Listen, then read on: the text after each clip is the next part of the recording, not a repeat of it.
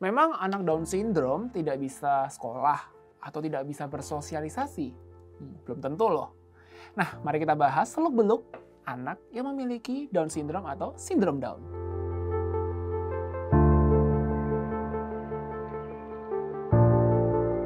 Apa itu sindrom Down? Nah, ini adalah sebuah sindrom karena adanya kelainan genetik. Kelebihan sebuah gen di kromosom nomor 21. Dan ternyata setiap tahunnya nih ya, kalau misalnya ada 3.000 sampai 5.000 anak lahir itu ternyata dengan Down syndrome atau sindrom Down ini loh. Banyak sekali ya ternyata. Penyebab Down syndrome tadi adalah kelainan genetik. Nah, biasanya di dalam sebuah sel itu biasanya ada sepasang atau bahkan dua buah ya dari kromosom tersebut. Nah, tapi kalau di Down syndrome ini ada kelebihan, jadi 3 nih, terutama di nomor 21. Dan pasti banyak yang tanya nih, ibu-ibu atau bapak-bapak yang ingin mempunyai anak. Ini dok, sebenarnya Down syndrome ini bisa dicegah atau enggak ya? Jawabannya tidak bisa. Nah, kenapa tidak bisa? Karena itu ada kelainan genetik tadi.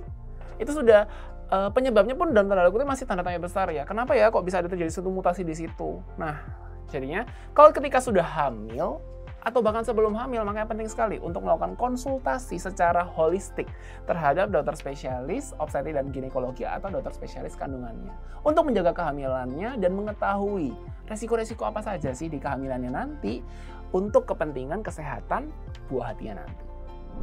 Gejala Down syndrome itu sebenarnya banyak banget dan itu sebenarnya bisa dilihat langsung ya ketika bayi itu lahir dan bahkan sebenarnya bisa terlihat kalau misalnya kita dokter spesialis kandungan tadi melakukan USG yang mungkin yang 4 dimensi itu mungkin ada hal-hal yang bisa terlihat. Mulai dari apa? Yang pertama itu adalah kepala. Kepalanya itu terkesan lebih kecil daripada kalau dibandingkan nih kepada kepala bayi yang normal. Kemudian bagian matanya, mata kita seperti ini ya teman-teman. Kalau misalnya dia itu agak seperti kacang almond, jadi agak sedikit menukik di bagian pinggir.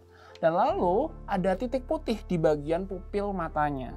Nah, kalau telinganya itu terkesan agak rendah. Bentuk telinganya juga tidak normal. Nah, hidungnya ini terkesan datar dengan wajah yang datar dan jujur khas banget.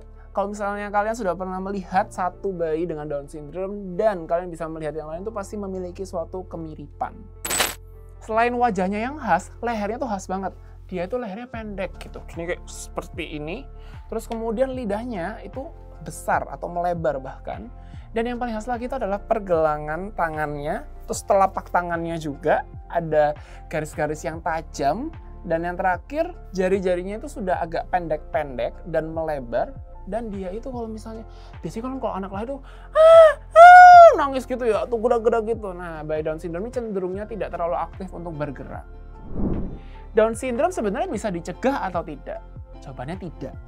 Tetapi, kalau misalnya nih, ayah dan bunda sudah terlanjur hamil, terus kemudian ingin mencegah, kira-kira anak janinku ini normal apa enggak ya? Itu ada 2 pemeriksaan nih, yaitu adalah chorionic villus sampling dan amniocentesis. Intinya, dokter itu akan mengambil sampel berupa air ketuban dengan harapannya melakukan tindakan yang sifatnya minimal invasif, tidak melukai janin dan tidak melukai ibunya, diambil sedikit, nanti dilihat nih ya di bawah mikroskop gitu ya, sampling terhadap air ketuban tersebut untuk mengetahui apakah ada kelainan genetik yang akan terjadi atau sudah terjadi.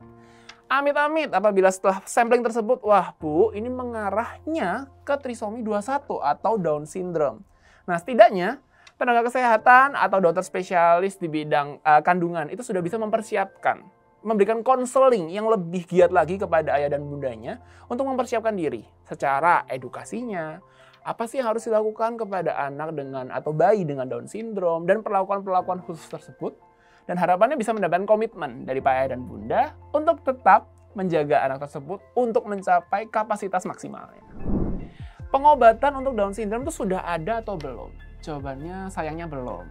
Nah, tapi banyak sekali terapi-terapi yang sifatnya bisa mensupport. Nah, supaya tadi kembali ke tujuan utama, yaitu adalah memberikan kesempatan untuk anak dengan Down syndrome untuk mencapai kapasitas maksimalnya. Melalui terapi wicara, terapi bahasa, fisioterapi, dan bahkan bisa juga loh anak Down syndrome itu untuk diajak bersosialisasi.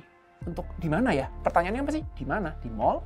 Di sekolah atau di mana? Nah, sebenarnya ada persatuan khusus untuk orang tua dan anak dengan Down syndrome. Jadinya seperti support group gitu, supaya tetap optimis selalu untuk meningkatkan kapasitas dari anak tersebut supaya mencapai maksimal.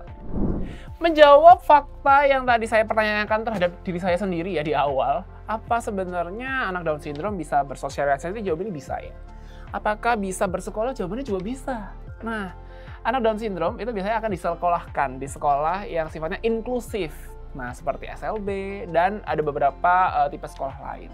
Intinya di situ kita tidak boleh sama sekali nomor satu meremehkan. Itu sangat tidak boleh. Bahkan banyak loh anak Down syndrome dengan banyak prestasinya, terutama di bidang apa? Di bidang musik. Banyak yang main pianonya, berkelas banget. Terus kemudian ternyata banyak yang bisa melakukan suatu komedi juga bahkan. Jadinya kita harus tetap mendukung teman-teman kita dengan Down syndrome.